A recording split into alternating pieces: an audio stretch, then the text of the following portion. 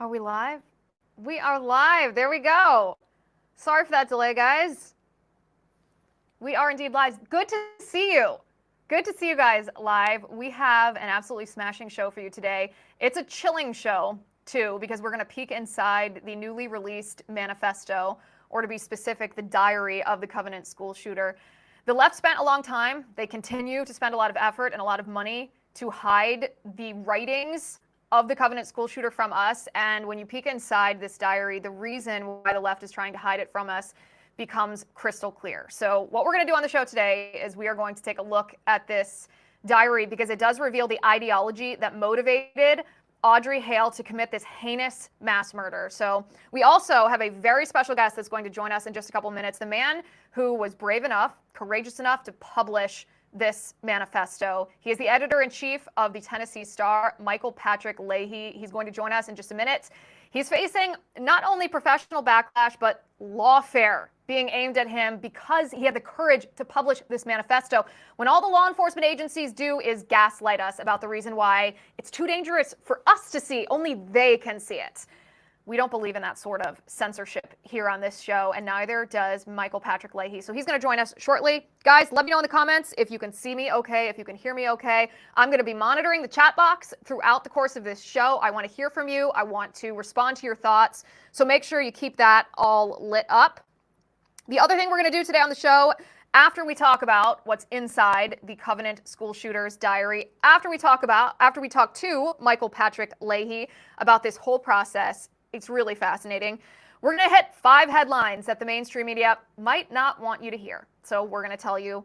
Also, you guys have been asking me to bring back the final points. And so today, I'm going to do just that. I have a banger final point for you. Stick around to the end of the show. Today's episode is sponsored by First Cup Coffee. Go to firstcup.com. Use my promo code Liz. You can get 10% off your order. Guys, I need 10 of you right now to go to firstcup.com. Use my promo code Liz. You get 10% off your order. 10 of you today. Go to firstcup.com. Patrick Leahy is going to join us here in just a couple minutes. The inside of this school shooter's diary. She didn't just have one diary. This is just one that we have today. She had reportedly up to 20, but we have 90 pages of her most recent writings, meaning from January until March of 2023. She committed her mass murder on March 27th. So her most recent diary, that's what we have now, thanks to Mr. Leahy. We're going to get to that in just a second. But first, I want to talk to you about the sponsor of this show. We're very fortunate to have the sponsors we have because they're brave enough to stand beside us as we talk about topics that the left and certainly the mainstream media, social networks don't want us to talk about. So American Heart for Gold is the sponsor of this show. In all the time that you and I have been alive, the US dollar has always been the primary currency. That may not be the case much longer, though. The US dollar is facing unprecedented inflation. Our politics is getting increasingly unstable. This episode is an example of that, if anything is. And as if this wasn't scary enough, the government's looking to take total control over all of our money with a new digital dollar. That's why it's never been more important to take control over your wealth. Don't let your life savings become a casualty of failing banks or currency wars. Now is the time to call the only precious metal dealer I trust, American Heart for Gold. They'll show you how to protect your savings, your retirement accounts by diversifying your wealth portfolio with physical gold and silver. With the finest products, amazing customer service, and a buyback commitment, American Heart for Gold has a 5-star rating from thousands of reviews. And American Heart for Gold supports content like this that is committed to bringing you the truth. Tell them I sent you. They'll give you up to $15,000 of free silver on your first order. So call them right now. You can click the link in the description of this episode, or you can call 866-996-5172. That's 866-996-5172. Or text Liz to 998899. Again, that's 866-996-5172. Or text Liz to 998899. And by the way, guys, this is something that happens behind the scene, but our sponsors, our partners on this show are always raving to me how great you guys are supporting their business. So that allows me to sit here and talk to you. It allows us to have this conversation. So thank you for supporting our sponsors, supporting us. All right, guys, audio and video looks good. Jim said. Dirk says, thanks, Liz. Jetfire says, video quality is very poor. Is it? Well, refresh your browser then. It should be good. Hopefully that's just you, an isolated incident. But if you refresh, I think it'll probably be good. Rochelle Morgan says, is the manifesto redacted? No, it is not redacted. It is not redacted because it wasn't released officially by law enforcement. Law enforcement is still stonewalling. We'll get to that in just a second. Oh, yes, someone says it's the phone that they're using that's causing a blurry picture. Woo! I am glad to hear that. Guys, I'm so happy that you're all here. Dave, hello. Deborah, hello. Jim, hello. It's good to see everybody. Okay, we're just waiting for everyone else to join here. We have a lot of people that are joining, and we're glad to see you all. It's so much more fun to go live, to get this face-to-face interaction. Guys, as you know, I am a proud American, and that means if someone comes after me or comes after my family, I'm going to be ready. That's why I rely on my Patriot Supply. Their mega 3-month emergency food kit comes jam-packed with 33 varieties of filling and delicious foods. Not only does that include creamy chicken-flavored rice, old-fashioned Italian spaghetti, and savory cheesy broccoli soup, but you'll also get a bonus protein kit with diced beef, flavorful chicken chunks, and 3 varieties of beans, plus 9 different fruits, vegetables, and snacks. All in all, this emergency food kit provides a whopping 2,500 calories per day to keep you well-fed, ready for anything. The way I see it, it is my solemn duty as an American, as a mother, to protect my family without waiting on handouts. And that starts with food that you can depend on for up to 25 years. Just go to preparewithliz.com right now to save $300 on your mega 3-month emergency food kit. It ships fast and it ships free. Go to preparewithliz.com to save $300 on your kit.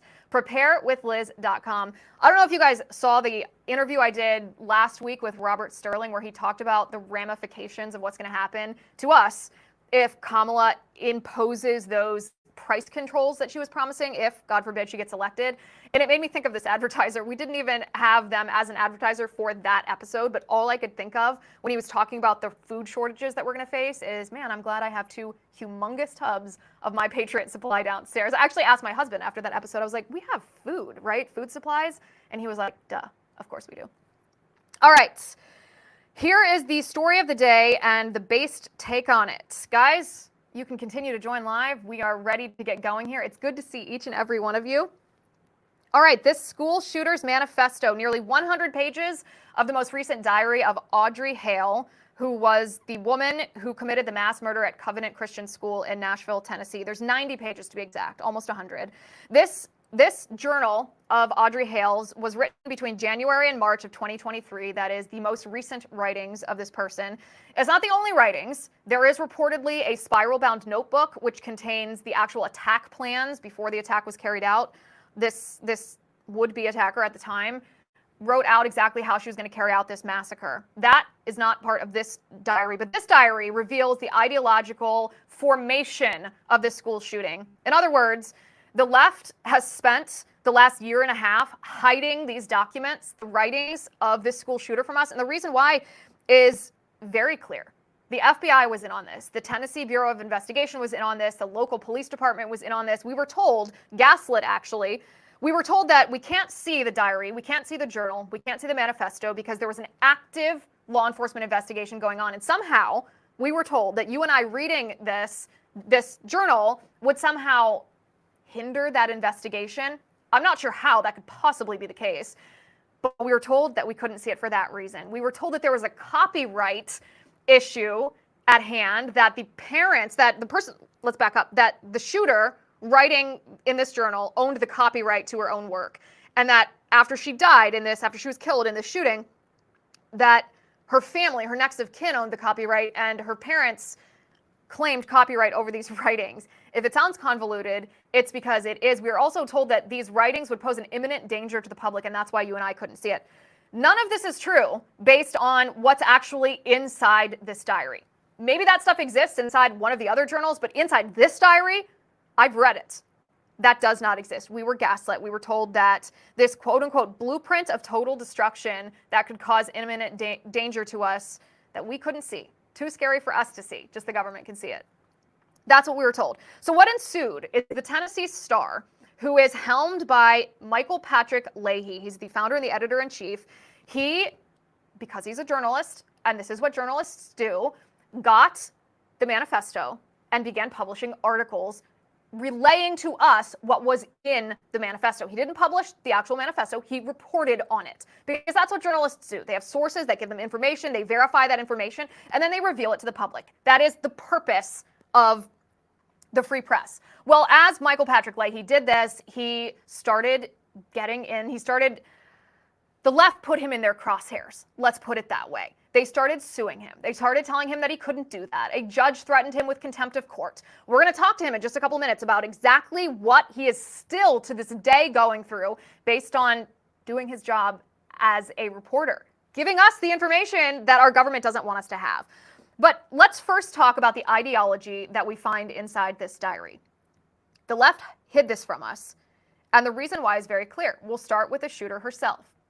Audrey Hale was a woman, a biological woman, born as a woman, obviously. X chromosomes makes her biological woman, but she identified as gender fluid or non-binary or a man. Sometimes she called herself Aiden. She had fallen prey to the left's gender ideology. She had been brainwashed into thinking that she was born in the wrong body and that she was transgender. We knew that based on her publicly stated, on social media accounts and through her family, her publicly stated identity. She also, according to this diary, bought into the leftist lie that tells people that if children with gender confusion or children who have fallen prey to gender ideology are not indulged in that ideology, that they will kill themselves. This is an emotionally manipulative tactic that the left uses to try to force parents who know that it's wrong to chemically castrate their little boys or remove the healthy breasts of their teenage daughters.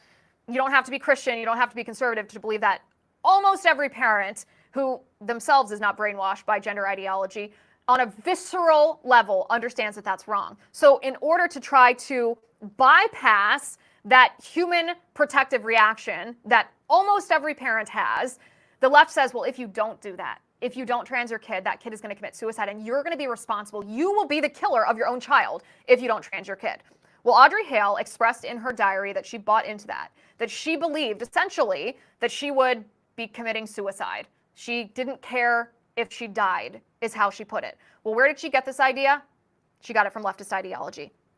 She also believed the genocidal lie that the left tells the public at large. This lie is intended to frighten people. It's intended to frighten people potentially into committing acts of violence by telling them that minority groups, now this might be black people, this might be women, this might be people who identify as LGBTQIA, that these groups are going to have their human rights taken away from them by conservatives, by Christians, by Republicans.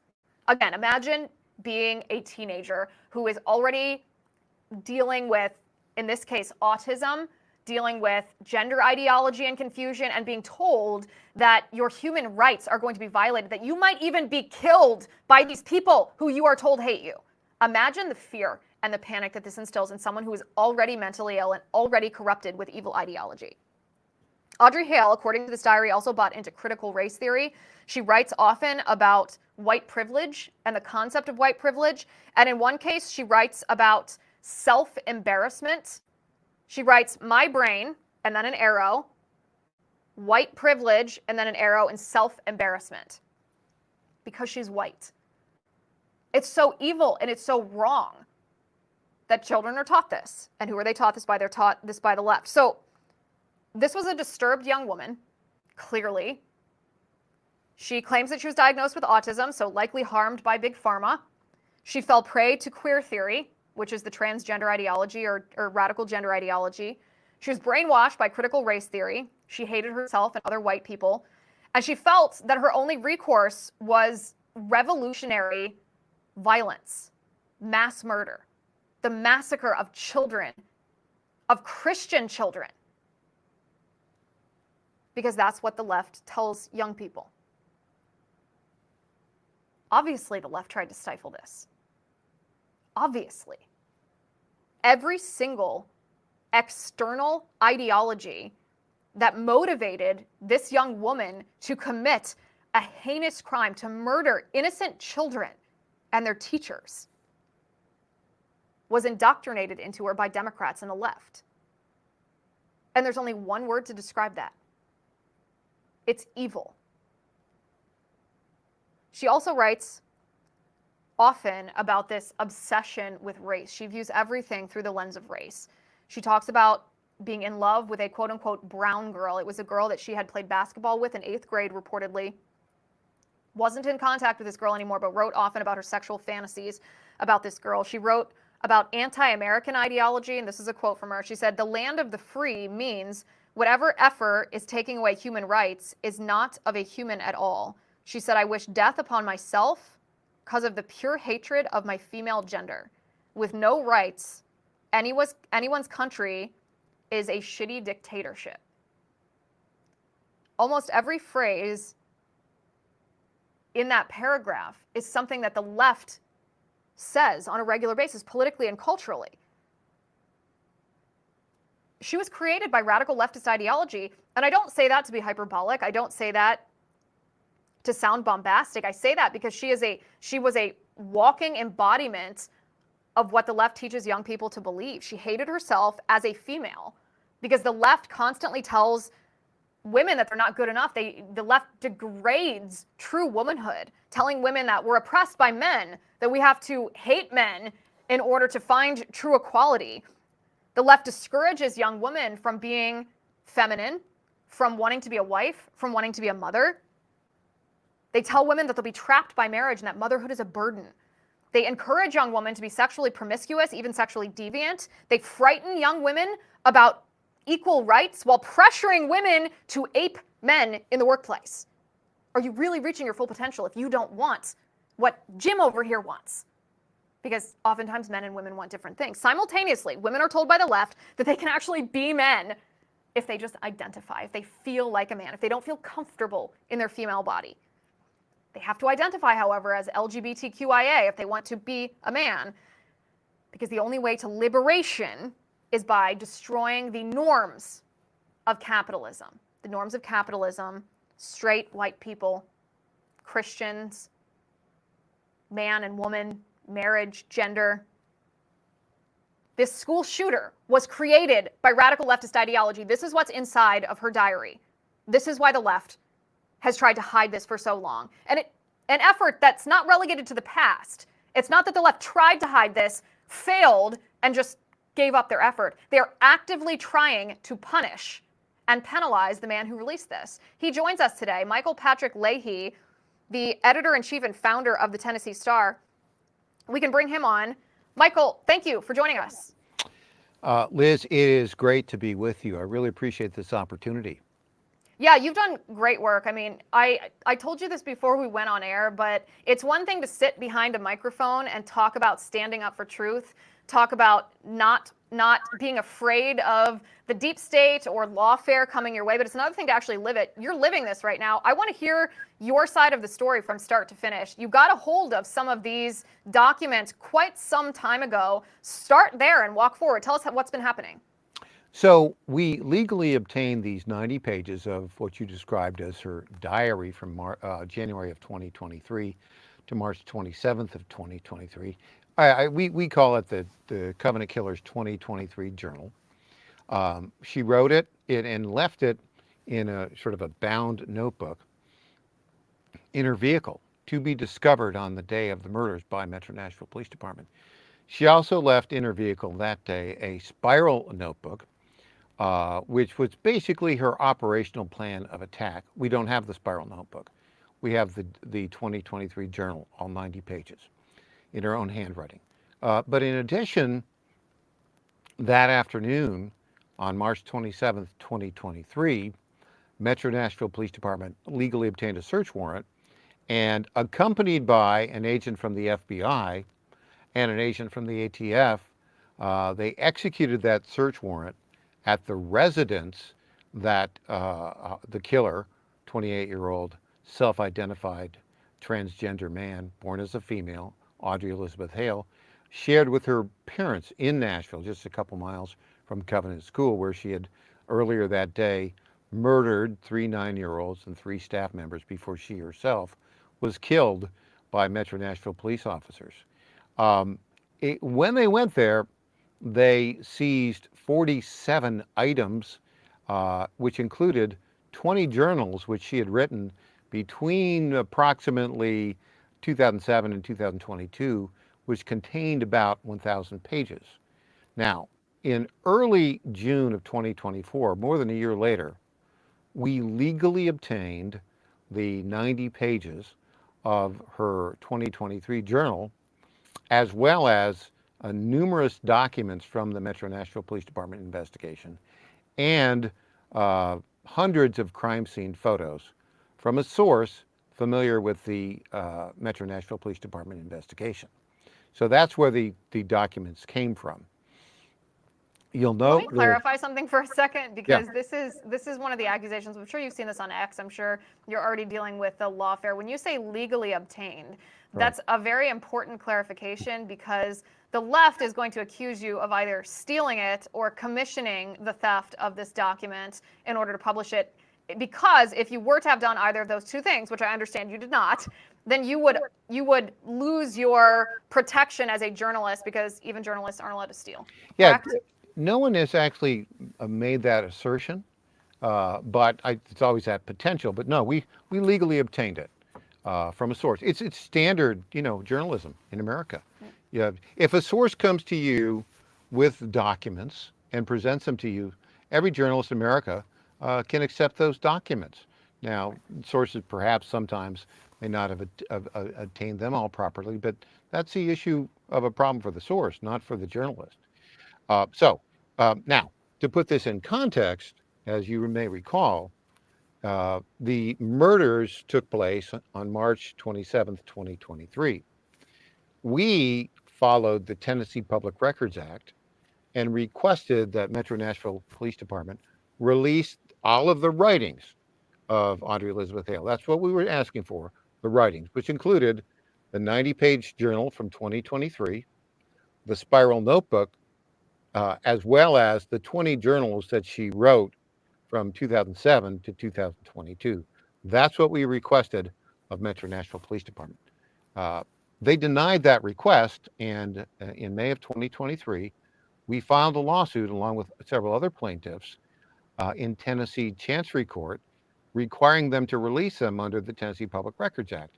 Simultaneously, and I remember I mentioned the FBI. That afternoon, the FBI was there, March 27th, 2023, seizing some of these items from the residence of Audrey Elizabeth Hale. They have had access to, and some might say control of, all these documents since March 27th, 2023, the day of the murders. So we filed a Freedom of Information Act request with the FBI, requesting the same thing. They denied it. We've sued them in federal court. So we've got those two lawsuits that have been going on since May of 2023.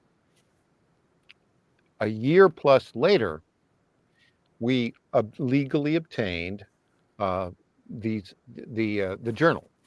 Now, we chose, although we had a First Amendment right to publish at that time, the Tennessee Chancery Court was pretty close to finishing a one-year in-camera review of all those 1,000 pages that we talked about, written by the killer, and several other documents, and had promised that they were going to make a ruling as to whether or not they could be released. Before they issued their decision, and we had started writing these stories on June 5th based upon the journal documents, but we didn't release the journal documents. So a reporter for a local television news station owned by Gray TV, an NBC affiliate, called the Chancery Court judge up on June 10th and said, basically, Your Honor, Leahy and the Tennessee Star are writing stories based upon the journal they claim they legally obtained. I think they're violating a court order. Why don't you hit them with contempt of court charges?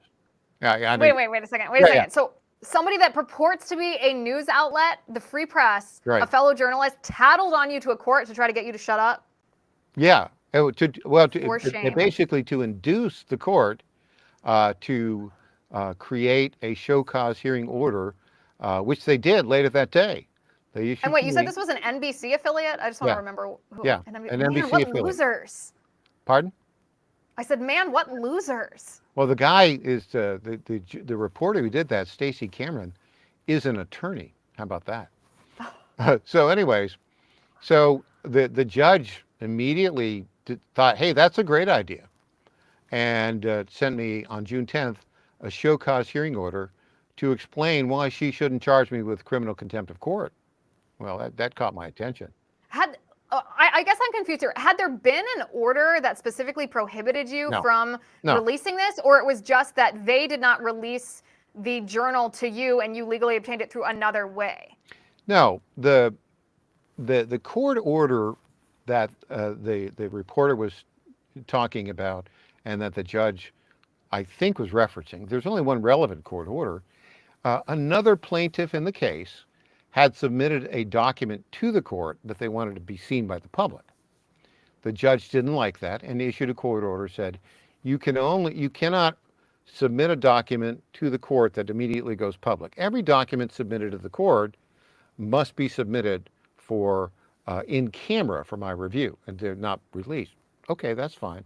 It's not at all what we did. We obtained these documents independent of the litigation that we launched over a year ago, right? So I know this doesn't make a lot of sense, but and the judge is, basically a far leftist in essence. So the judge then issued this show cause hearing order. I had to hire a very good but very expensive First Amendment attorney, Daniel Horowitz, and he defended me. And he said first he sent her a request to stop the show cause hearing because Your Honor, you haven't produced the court order in question. She said, no, I'm not going to. We'll talk about it on the hearing. So I showed up for the hearing on June 17th, and the judge refused to discuss the issue of what court order she was referencing, and didn't even address what the hearing was about, how my defending myself against false allegations of contempt of court. She spent an hour and 5 minutes talking to every other attorney representing the other respondents, other plaintiffs, and the interveners, basically saying, well, do we still have an issue to decide judicially here? Well, of course they said, yes. At the end of the hearing, my attorney got 5 minutes and said, Your Honor, what court order are you referencing here? And the judge said, basically, sit down, Mr. Horowitz. That's not what we're talking about today. And she's never. So she refused. She refused to tell you. Yeah. What grounds she had used to threaten you. Yes, you're exactly correct. And that's so immoral.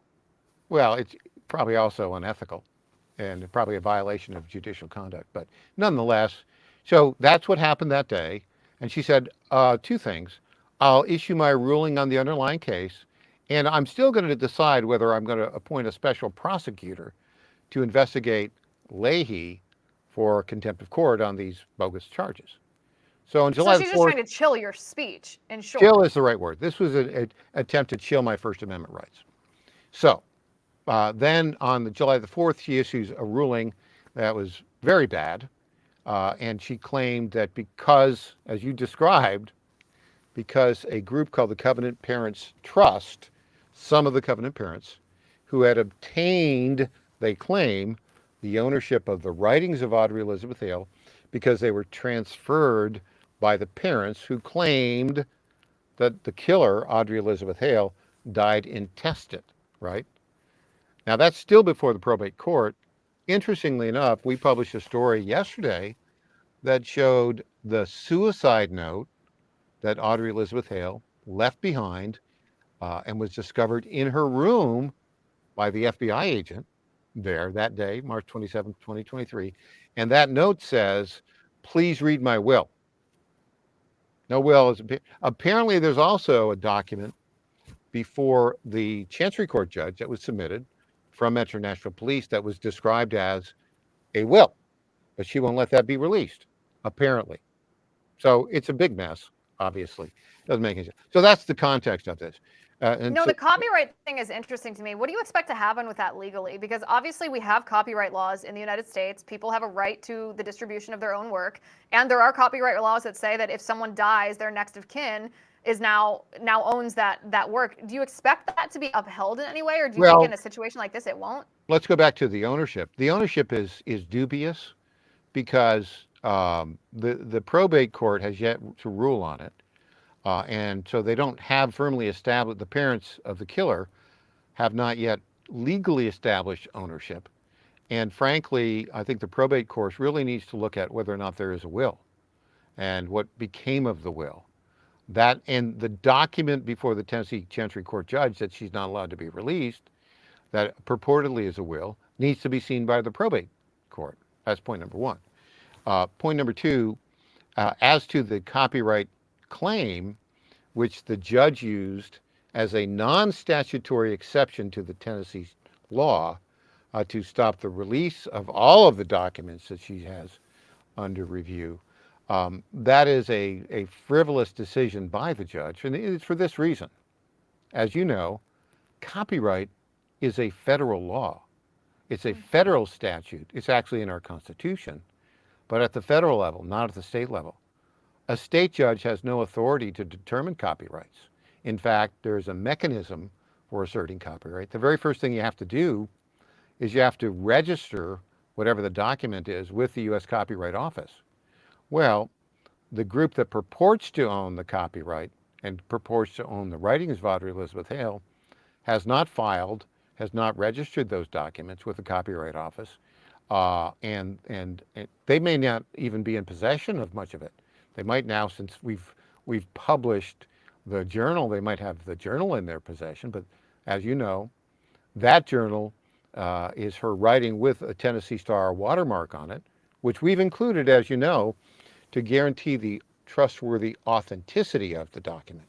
That document was confirmed in court by a lieutenant with Metro Nashville Police Department as being authentic. And the reason is because they looked at all of our stories and said, yeah, that is based upon the documents that we have in our possession. So, having said all that, it's possible that the group that purports to own the copyright could decide to attempt to file a copyright infringement case against us in federal court. It is a frivolous charge. We have a fair use protection, but I didn't release any of these documents until September 3rd, and the reason I didn't is because I had to have proper legal representation, and we're delighted to let you know that the Dillon Group, the premier law firm representing conservatives in the country, Harmeet Dillon founded this, is our legal counsel in the event that there is a copyright infringement suit brought against us in federal court. God bless Harmeet. Nobody else in the country. I mean, there are other groups that do great work, but my goodness, God bless Harmeet. That was going to be my question, is I think even if it's a frivolous suit, which it's my opinion that it's frivolous, but not a constitutional lawyer, just someone who can read and think for herself. Right. It's your opinion that it's a frivolous lawsuit, but that doesn't take away from the fact that when you face a frivolous lawsuit, it costs you about $1 billion to defend yourself throughout these court proceedings. So, I mean, it's a tactic the left uses to try to bankrupt people or discourage them from doing things like you're doing, just being a journalist, publishing things that are in the public interest, because people will face fear of facing repercussions like this. Is this costing you like $1 billion? Well, in this particular instance, the first round of my First Amendment defense and hiring the Daniel Horowitz to basically, address the phony charge of contempt of court, i.e. to keep me out of jail, we're paying that out of pocket. In other instances, at least the first round is covered by other public interest groups and 501c3s, but there could be a second round. So obviously, do you have a defense fund? I mean, speaking to you now. Like I said, I appreciate so much what you're doing, but I want to help defend you, and the best way I can do that is, helping pay for this. Is there something I can donate to you? The way you can do that is go to TennesseeStar.com/donate. TennesseeStar.com/donate. That's the way to help us, and we appreciate that. We have received some contributions. We could always use more because, although I think we've got the first round of defense covered here, these things, as you point out, litigation can be very expensive and very lengthy. Yeah. In the case of the copyright infringement possibility, even though it's a frivolous case, ironically, the executive director of this Covenant Parents Trust, which is one of the intervener groups that claims to own the writings and own the copyright, the executive director is a guy by the name of Brent Leatherwood, whose kids went to go to Covenant, but he's the executive director of a Southern Baptist Convention group with the ethics and public policy group of Southern Baptists, and he's pretty much an anti-Second Amendment guy. So it looks like he's using this, in my view, and the tragedy to falsely promote constrictions on the Second Amendment. The real point here, and you talked about it when you described this, Liz, what's the main takeaway when you read the writings of Audrey Elizabeth Hale? This was a person with severe mental health problems. She'd been treated by Vanderbilt University Medical Center and Vanderbilt Psychiatric Hospital for 22 years. She was under, since 2019 at least, she had been treated by multiple psychotropic drugs. We've got the evidence of that and have done that story. And so the real story here is this tragic shooting, this heinous crime. The root cause was a massive failure of our mental health system. Yeah, I mean, it's always those who have either been victimized by big pharma, those who suffer other mental health issues, who are most vulnerable to the radical ideologies that the left is trying to shove down the throats of young people in schools and in our culture and otherwise. And that's, I mean, flipping through the pages of this, it's obviously heartbreaking to read. It's infuriating because you look at this person, she committed the most heinous act that you can conceive of, the murder of children. And you wonder if that would have happened had she not been indoctrinated the way that she had been in radical leftist ideologies. Well, it's not. It's really the failure of her being treated properly by the mental health system. I mean, she went through so many psychiatrists and psychologists over 22 years. She had the pharmaceutical treatment, the so-called SSRI drugs, which are very, very dangerous. She was also one of her therapists recommended that she be involuntarily committed.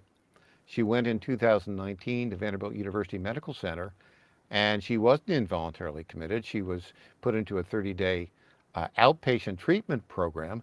And at that time, according to records that we've obtained legally from the lead investigator. Now, we didn't obtain them from the lead investigator, but there are documents of the lead investigator with MNPD. He wrote that mental health professionals at Vanderbilt University Medical Center, in treating Audrey Elizabeth Hale, said, A, she wants to kill her father, and B, she fantasizes about committing a mass murder at a school. There's a duty to warn in Tennessee law, which mental health professionals and mental health institutions should follow. And according to these notes, those mental health professionals in Vanderbilt University Medical Center did not follow that duty to warn. And there is potential liability for that. Now, the statute of limitations on that law is 1 year. Does that the statute of limitations begin on March 27th, 2023, when the incident took place, or does it begin in June of 2024 when we first reported it?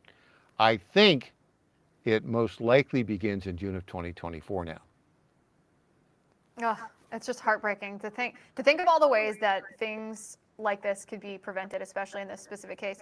Michael Patrick, thank you so much for reporting on this. We're going to continue to follow your work. I know I'm going to go and you'll see a donation from me because I want to support what you're doing. I'm sure that a lot of people watching this will also join me. We'll have you back as this continues to unfold because something tells me that this story is not only not over, that it is just beginning. So thanks for being here today. Liz, thanks so much. I really appreciate being on your program today. Of course, my pleasure. All right, guys. I mean, riveting, chilling, infuriating, just a few of the words coming to my mind right now. We're going to keep following this story because when this happened, when this mass murder took place, everyone across the country was heartbroken. If you're like me, you were so angry that this was allowed to happen. And the fact that law enforcement almost immediately began to cover up the writings of this shooter was a massive red flag. It made me think, you know what? There's a lot more to this than meets the eye, and that was indeed the case. And this is just one diary out of reportedly up to 20 notebooks of writings from this shooter. All right, it is time for 5 headlines. These are headlines the mainstream media might not want you to hear, so I definitely want you to hear them. There are no licensed COVID vaccines for children under the age of 12 years old. 0. Yet, the CDC will not consider your child to be up to date on COVID vaccines unless your child receives 3 COVID jabs by the time that your baby is 9 months old. Yes, you heard that correctly. By 9 months, the CDC wants your child to have, actually starting at 6 months, the CDC wants your child to have the first COVID vax. 2 weeks later, the CDC wants your baby to have another COVID vax. And within 2 months of that, the CDC wants your baby to have a third COVID jab. Again, there are no licensed COVID vaccines for children under the age of 12. All of the vaccines that are being administered to children under the age of 12, all the way down to 6 months old, are still operating under emergency use authorization. Why is that? Perhaps it's because the government and Big Pharma can avoid liability if they're giving unlicensed shots under the head of it being an emergency to children. Meanwhile, is it safe? Is it effective? Are children being hurt by this? I think we all know the answer to that. An illegal alien who came to our country illegally, had been previously deported, came back into our country illegally again, murdered a teenage girl. Teenage girl was at her brother's baseball game. She was brutally attacked by this migrant who shouldn't have been here. This person, this illegal alien, came here illegally, was deported, and came back. The migrant stabbed the girl's mother, too, when the girl's mother tried to save her. But she died because of the radical border policies of Kamala Harris and Joe Biden. This is what the Republican Party needs to ensure that every voter in the country hears before they cast their ballot. This wasn't a young person who was engaging in otherwise, this girl that was murdered was not a young person who was engaging in otherwise risky behavior that you can say, well, that's awful, but if she wouldn't have been doing XYZ, then she wouldn't have been in the line of that. No. She was watching her brother's baseball game. It was a random attack by a man who came into our country illegally.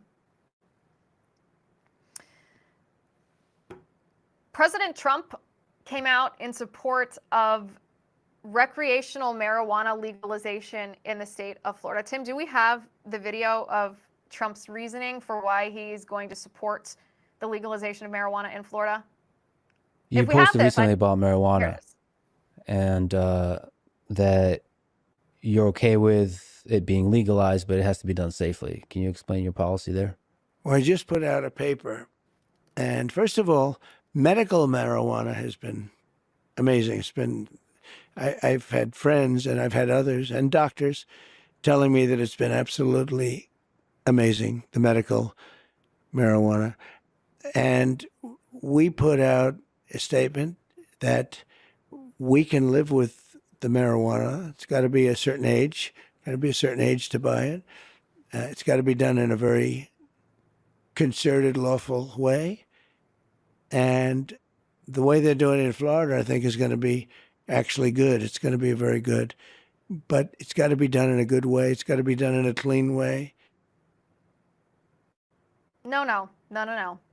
First of all, any doctor that claims that medical marijuana is effective has been corrupted by the marijuana lobby. This is the strategy of the marijuana lobby. First, they wanted to normalize it, remove the stigma by pretending that it has health efficacy. It does not. If you look at the medical studies related to cannabis, related to marijuana, you will find on a consistent and proven basis that marijuana leads to significant mental health issues. It leads to schizophrenia. It leads to psychosis. And yes, it even leads to violence and sometimes murder. I know a lot of people watching this are going to be like, Liz, don't be a buzzkill. Literally. It just helps you chill. It just gives you the munchies. Look at the data. This has been one of the biggest psyops of the modern era, is the marijuana lobby wanting people to believe that marijuana is harmless. Just toke it up. It's no big deal. You might not like the smell, but just do it inside your own house. No. It is dangerous. Young men are 4, 5 times as likely to develop schizophrenia if they smoke marijuana even once, twice, 5 times, 10 times. And look up what percentage of school shooters and mass murderers have recently used marijuana before committing their hideous crimes. Trump's totally wrong on this. Also, from a practical standpoint, even taking that huge, dangerous consideration and putting it right here for a moment, do you want to be walking down your streets and smelling weed all the time? That's disgusting. Do you want stoned people walking all around? Look at what happened in Colorado. Incidents of death on the road from people driving under the influence of marijuana skyrocketed after they legalized marijuana. This is a bad policy for communities, and it's not a good idea to pander just because some people, the marijuana lobby, would profit enormously from this. That's a no from me. All right. Tim Walz's brother, are you guys familiar with this guy? He came out swinging against Kamala Harris's vice presidential running mate. Let's take a look at this. I will say I don't agree with his policies, but in no way am I trying to influence the general public and come out and make a stance on that. It was a private thing. We're a private family. We wanted to keep it that way. It was pretty accurate that I hadn't spoken to him since my younger brother's funeral, other than my wife would text him for like happy birthday and stuff like that, but there was just no contact either way, and it's too bad, I guess, that it worked out that way, because he is my brother yet and everything, and I guess, you know, you can disagree and still be civil brothers. Okay, first of all, he's speaking very lovingly, and I do appreciate that, because there's probably everyone, including me, but everyone watching this show has experienced division, political division within members of their own extended family, and that's not easy. And to be able to speak that lovingly, really, kudos to him. But also, when your own family member disavows your ideology, that tells you not only that there's a disagreement in ideology, but it tells you how extreme that difference is. So if you have Jeff Walz, Tim Walz's brother, who is a Republican Trump supporter, reportedly, if Tim Walz was just in the middle, there wouldn't have been any comments about a difference in ideology, because the difference would have been perhaps negligible. But if there are comments about your own brother who you want to be civil with, you know that means he is so far to the left, so radical in everything from abortion to open borders to Black Lives Matter, you know, the torching. We showed you the videos a couple weeks ago when Kamala announced him as her running mate of Tim Walz allowing Black Lives Matter rioters to torch cities in his home state of Minnesota. You know that the difference in ideology is that significant that it can be described as extreme. I think that is a story that the mainstream media doesn't want you to know about. Also, Stephen King, speaking of radical extremist ideology, Stephen King on his X account made a pretty significant claim about what the state of Florida is doing to some of his books. We're going to bring this up on the screen here to show you. He said, Florida has banned 23 of my books. What the F? As you can see there on the screen, this tweet has been viewed 18 million times, which means that most people who follow politics in our country, or at least a good portion of them, read this. And my response to this is, Mr. King, you're lying. The state of Florida has prohibited books with explicit graphic sexual material from being available in certain school libraries, like elementary schools. Your books contain explicit sexual scenes, like orgies. And so let's talk for a second about why you're mad about this. Do you think it's appropriate for children to be reading graphic depictions of orgies? Because that seems like a bigger story to me. This narrative, this false narrative coming from the left that Florida has banned books. These books are still available for purchase in Florida. You're still allowed to read them in Florida. You're still allowed to own them in Florida. You're still allowed to get them from the public library in Florida. The only place that these books are not available is for children in school libraries. Because most of us, perhaps Stephen King accepted here, don't want first graders, second graders, third graders 6, 7, 8-year-olds reading about orgies. And that's the 5 stories the mainstream media doesn't want you to be talking about this week. All right, guys, you asked, and I'm delivering. We're bringing final points back. That's right. My final point tonight.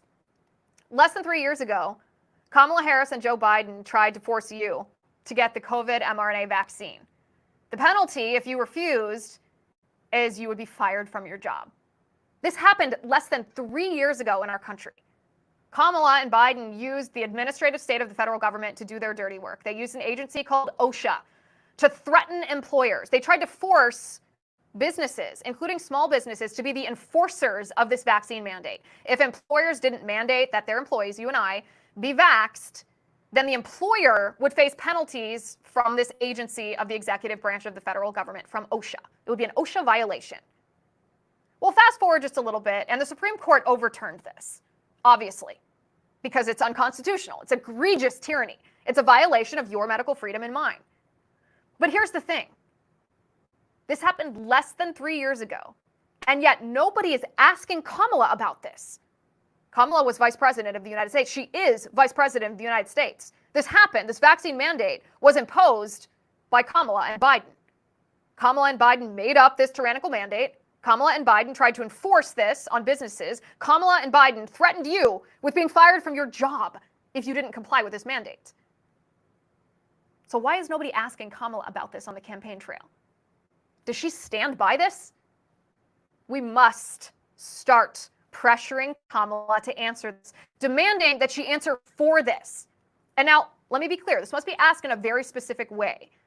Otherwise, Kamala will just dodge and deflect by saying, oh, we were trying to save lives. We did what we had to do. Who can blame us? Blah, blah, blah. So let me tell you specifically how to ask Kamala about this. Madam Vice President, do you agree with the Supreme Court that the OSHA vaccine mandate is illegal? It has to be asked in just that way. Why? Because if Kamala says yes, she agrees with the Supreme Court, then she admits that she tried to tyrannize you as vice president. She abused her power. She tried to forcibly jab you or else punish you by firing you. If Kamala says no, she doesn't agree with the Supreme Court, then she admits she thinks it's perfectly okay to do what she did, to mandate a vaccine on you.